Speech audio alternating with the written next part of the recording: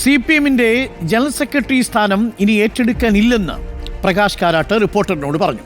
3 term പൂർത്തിയാക്കിയതിനാൽ താൻ മാറി നിൽക്കും. പിണറായി വിജയൻ മുഖ്യമന്ത്രി കൂടിയായതിനാൽ പ്രായപരിധിയിൽ ഇളവ് നൽകുന്നത് പരിശോധിക്കും. മുഖ്യമന്ത്രി അവതരിപ്പിച്ച നയരേഖ പാർട്ടി നയങ്ങളുടെ മാറ്റമല്ല. മുമ്പും സ്വകാര്യവൽക്കരണത്തിലുള്ള തീരുമാനമെടുത്തിട്ടുണ്ട്. കേരളത്തിൽ മാത്രം സോഷ്യലിസം നടപ്പാക്കാനാകില്ല. നഷ്ടത്തിൽ പ്രവർത്തിക്കുന്ന പൊതുമേഖലാ സ്ഥാപനങ്ങൾ സ്വകാര്യവൽക്കരിക്കുന്നതിൽ തെറ്റില്ലെന്നും പ്രകാശ് കാരാട്ട് റിപ്പോർട്ടറിന് നൽകിയ പ്രത്യേക അഭിമുഖത്തിൽ പറഞ്ഞു. കേൾക്കാം. General Secretary, there's a different criteria. That is, we have a 3-term limit. It's not age. If you have completed 3 terms, then that person cannot continue again as General Secretary. So that's a different standard.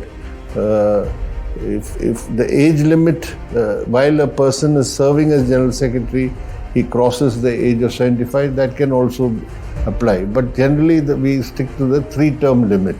But General Secretary, I have done 3 terms. In the Constitution, it is not permitted.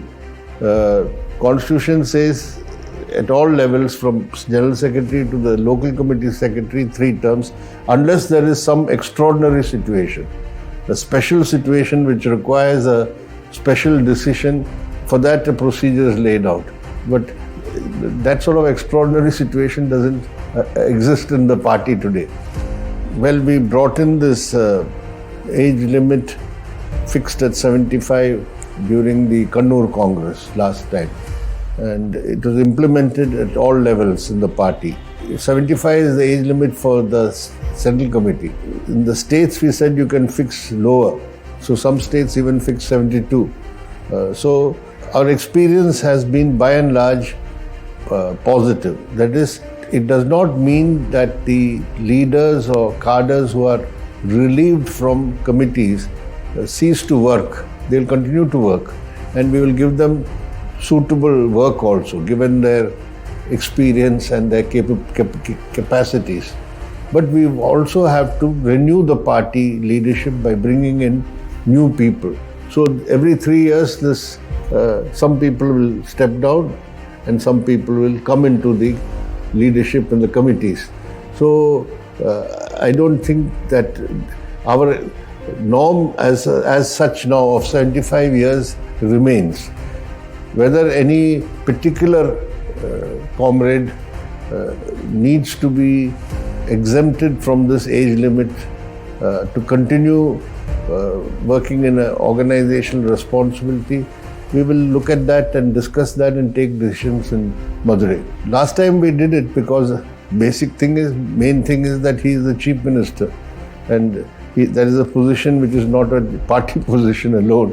So he has to look after administrate the whole state, and therefore he needed to be in the leadership. So this time also we'll discuss the matter.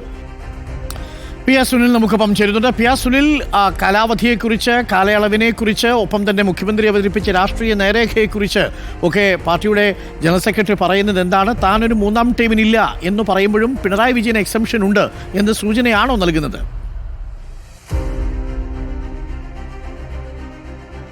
തീർച്ചയായും CPM-ന്റെ 24-ാം party Congress മധുരയിൽ നടക്കുമ്പോൾ എല്ലാവരും ആകാംക്ഷയോടെ ഉറ്റുനോക്കുന്നത് ആരാകും CPM-ന്റെ അടുത്ത general secretary എന്നത് തന്നെയാണ്. ഏതായാലും ജനറൽ സെക്രട്ടറിയെ കണ്ടെത്തുക എന്നത് CPM-നെ സംബന്ധിച്ചിടത്തോളം ഇപ്പോൾ ഏറ്റവും ശ്രമകരമായ ദൗത്യം തന്നെയായിരിക്കും എന്ന കാര്യത്തിൽ യാതൊരു സംശയവുമില്ല. സീതാറാം യെച്ചൂരി അന്തരിച്ച ശേഷം ദേശീയ കോർഡിനേറ്ററായാണ് പ്രകാശ് കാരാട്ട് മാറിയത്. ഏതായാലും പ്രകാശ് കാരാട്ട് ഇപ്പോൾ നമുക്ക് നൽകിയ അഭിമുഖത്തിൽ വ്യക്തമാക്കുന്നത് ജനറൽ സെക്രട്ടറി ആകാൻ തനിക്കിനി സാധിക്കില്ല എന്നതാണ്. പാർട്ടിയുടെ ഭരണഘടന അനുസരിച്ച് 3 ടേമാണ് ഒരാൾക്ക് ജനറൽ സെക്രട്ടറി ആകാൻ കഴിയുക.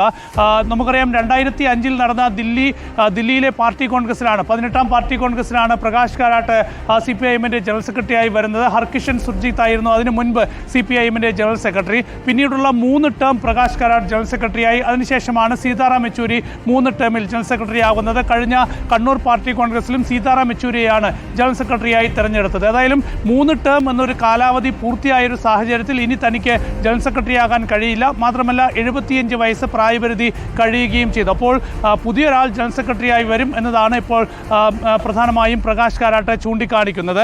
ഏതായാലും പോളിറ്റ് ബ്യൂറോയിൽ 75 വയസ്സ് കർശനമായി നടപ്പാക്കും. അത് പ്രത്യേക സാഹചര്യത്തിൽ അതിൽ മാറ്റങ്ങളാകാം എന്ന് പ്രകാശ് കാരാട്ട് പറയുന്നുണ്ട്. പക്ഷേ അത്തരമൊരു സാഹചര്യം ഇപ്പോഴില്ല എന്നുകൂടി പ്രകാശ് കാരാട്ട് പറയുമ്പോൾ തൻ്റെ നിലപാടിൽ എന്തെങ്കിലും ഒരു വിട്ടുവീഴ്ച വരുത്തും എന്ന് അദ്ദേഹം പറയുന്നില്ല. ഏതായാലും പ്രകാശ് കാരാട്ട് ഈ ഒരു തീരുമാനം പറയുമ്പോൾ തീർച്ചയായും ആരാകും ജനറൽ സെക്രട്ടറി എന്ന കാര്യത്തിൽ നമുക്ക് കാത്തിരുന്ന് കാണണം. വലിയ ആകാംക്ഷയായിരിക്കും ഇക്കാര്യത്തിൽ CPIഎമ്മിൻ്റെ 24ാം പാർട്ടി കോൺഗ്രസിൽ ഉണ്ടാവുക എന്ന കാര്യത്തിൽ യാതൊരു സംശയവുമില്ല.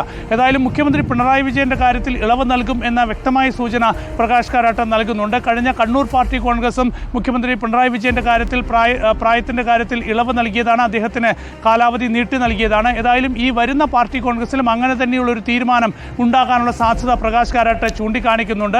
മാത്രമല്ല വരുന്ന തെരഞ്ഞെടുപ്പിൽ ആര് പാർട്ടിയെ കേരളത്തിൽ നയിക്കും എന്ന കാര്യത്തിലും ഒരു വ്യക്തത പ്രകാശ് കാരാട്ട് വരുത്തുന്നുണ്ട്. ഏതായാലും പിണറായി തന്നെയായിരിക്കും പാർട്ടിയെ നയിക്കുക എന്ന സൂചന നൽകുന്നുണ്ട്. പക്ഷേ അപ്പോഴും ഇക്കാര്യം ചർച്ച ചെയ്ത് തീരുമാനിക്കും എന്നാണ് പ്രകാശ് കാരാട്ട് പറയുന്നത്. Thank you. പി ആർ സുനിലാണ് നമുക്കൊപ്പം ചേർന്നത്. പ്രകാശ് കാരാട്ടുമായി പി ആർ സുനിൽ നടത്തിയ ഈ പ്രത്യേക അഭിമുഖം ഉച്ചയ്ക്ക് 2:45 പ്രേക്ഷകർക്ക് കാണാം.